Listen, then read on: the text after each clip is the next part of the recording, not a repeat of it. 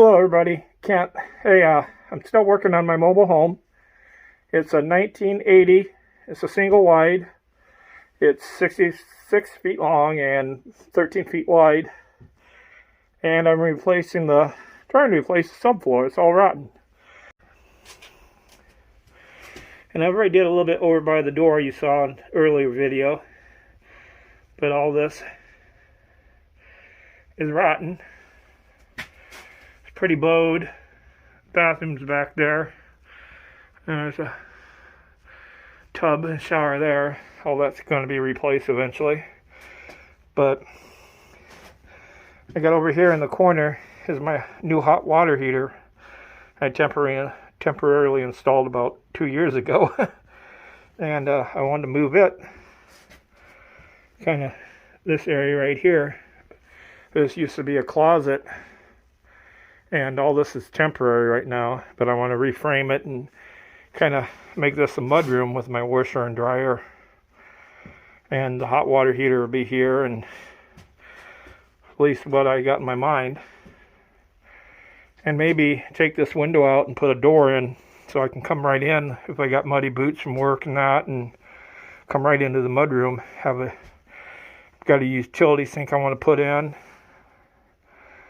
But I'm taking out all this rotten stuff, all the 1x they put in, and I'm going to be replacing it maybe with probably with treated 1x4, and putting in new OSB and tearing all this out.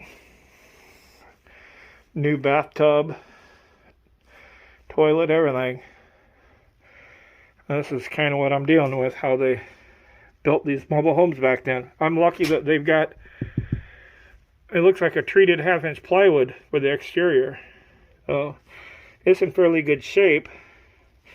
You know, and this is here, it's how they ran the electrical. They cut those out. They had nailing plates over them. I took, all the wires out.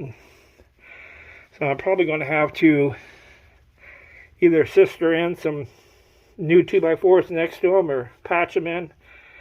A little bit rotten on some of them, not all of them. Look what I found. It's a shop cat. No, it's a shop cat. Eli. Say hello.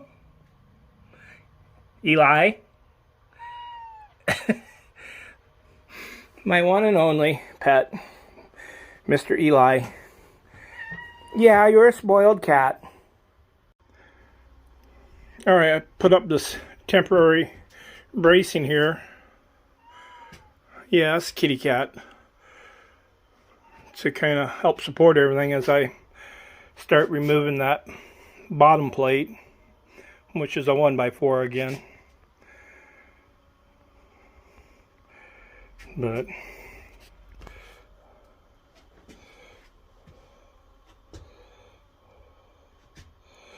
and all this is eventually got to get removed and, insulate the wall with this rock wool insulation. What I like about it is it's waterproof and fireproof. I got a little more expensive, but it's worth the added cost. Or is a double top plate, and that would actually raise this up a little, because right now my ceiling height is right at 7 feet, and I'd like to have it 7'2", 7'4", even 7'6", but because right now if I put in a door here, a normal door would go all the way up to here. So got some obstacles, but it can be done. Slow but sure. Can't complain. I got this mobile home for $500, so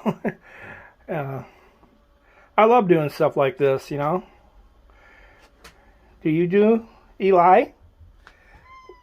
What? Alright, inspect it. Here you can see the subfloor, how bowed it is.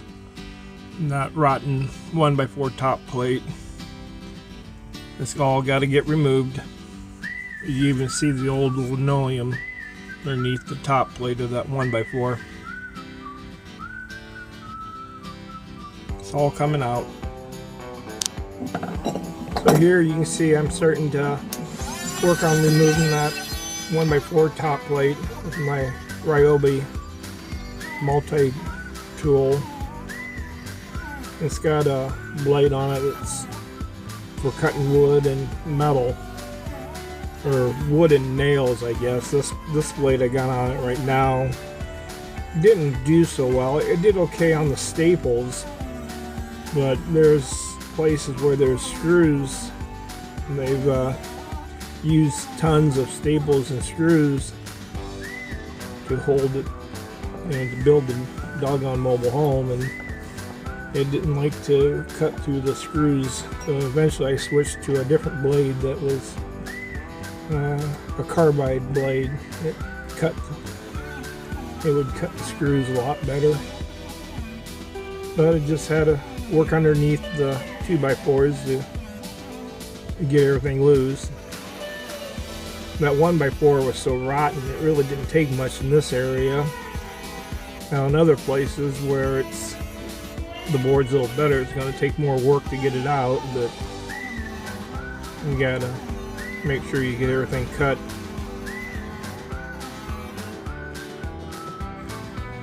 So now I'm just taking my pry bar and just getting the old stuff out.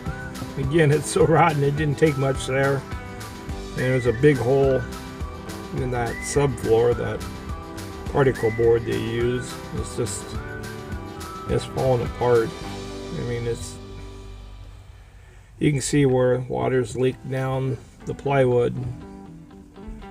We'll get all that fixed and make it right. Just kind of cleaning things up and checking for any staples that I might have missed. Gotta get everything cut. And here again, I'm just working all the little pieces out, and what I did is I cut on each side of the stud, the 1x4, and then there's just a little chunk left underneath each stud, and depending on how much of the wood was there, how rotten it was, some came out easy, others had to work at it a little bit to get it out. Or if I didn't cut the nail or the staple, or not nail, but see there, I had to go back in and cut it a little bit more to get it, but once I did, it came right out. So it's just tedious work, kind of dirty, and that stuff's not fun. It stinks, and I've got my mask on.